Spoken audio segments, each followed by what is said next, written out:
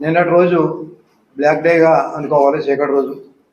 ఎంచేతంటే రాష్ట్రంలో రవిడీ రాజ్యం వెళ్తూ ఉంది. వాళ్ళు గతంలోనే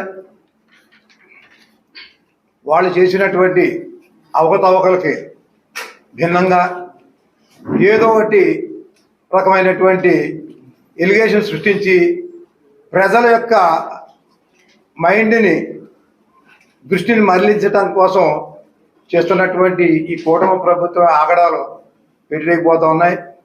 మరి ఏంటంటే గతంలో ఈ తిరుపతి లడ్డులో గొడ్డు కొవ్వు కలిసింది, పంది కొవ్వు కలిసింది, పంది మాంసం కలిసింది అని అనేక రకాలైనటువంటి దుష్ట ప్రచారాలు చేసి మరి ఎంతో పవిత్రమైనటువంటి భారతదేశంలోనే కాకుండా యావత్ ప్రపంచంలోనూ ప్రసిద్ధిగాంచినటువంటి శ్రీ వెంకటేశ్వర స్వామి ప్రసాదాన్ని అపవిత్రం చేసి కేవలం రాజకీయం కోసం అపవిత్రం చేయటం, దాన్ని ఎంక్వైరీ తర్వాత అందులో అటువంటి కలుషితాలు ఏమీ లేవని చెప్పి తెలిసిన తర్వాత ప్రజలు చీ అంటారేమో అని ప్రజల యొక్క దృష్టి మళ్లించడం కోసం ఇవాళ అంబటి రాంబాబు గారి మీద కానివ్వండి, జోగి రమేష్ గారి మీద కానివ్వండి, అంతకుముందు ఉన్నటువంటి ఇంకా 5-6 రోజుల నుంచి ఏదైతే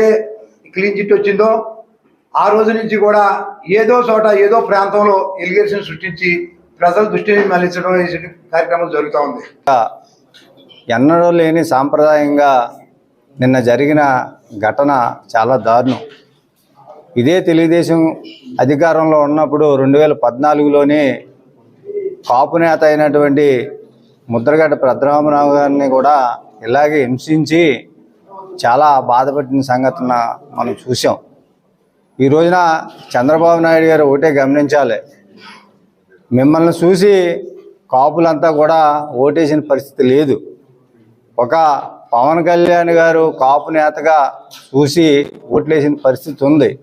ఈ రోజున అమ్మటిపై జరిగిన దాడిని మరి ఖండిస్తూ ఏదైతే సామాజిక వర్గానికి చెందినటువంటి అంబటి రాంబాబు గారు గురించి మాట్లాడవలసిన బాధ్యత పవన్ కళ్యాణ్ గారి మీద ఉంది.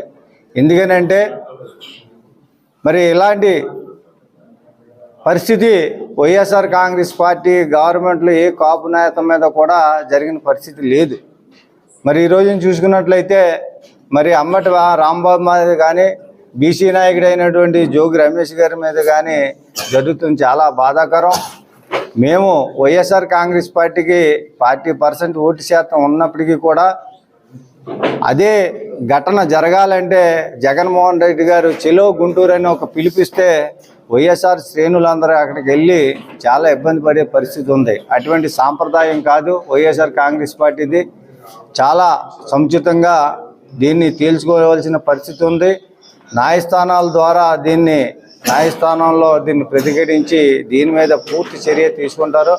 అలాగే వైఎస్ఆర్ కాంగ్రెస్ పార్టీ నాయకులు కార్యకర్తలు కూడా ఎవరూ కూడా అధైర్యపడే అవసరం లేదు. రాష్ట్రంలో ఈ జరుగుతున్నటువంటి విషయాన్ని గురించి మనం ఆలోచిస్తే హైయెస్ట్ బాడీ దేశంలో సుప్రీంకోర్టే దీని గురించి ఒక తీర్పు ఇచ్చిన తర్వాత, అలాగే దాని తర్వాత ఉన్నటువంటిది ఏంటంటే ప్రజా కోర్టు.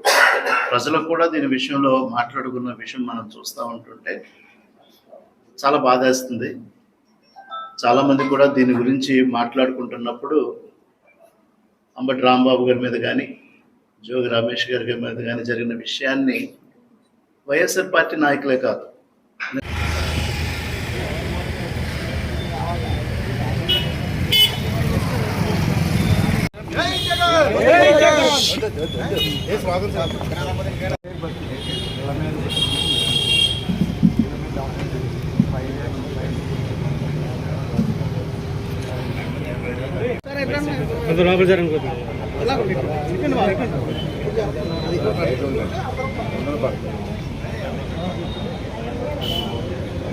Okay sir.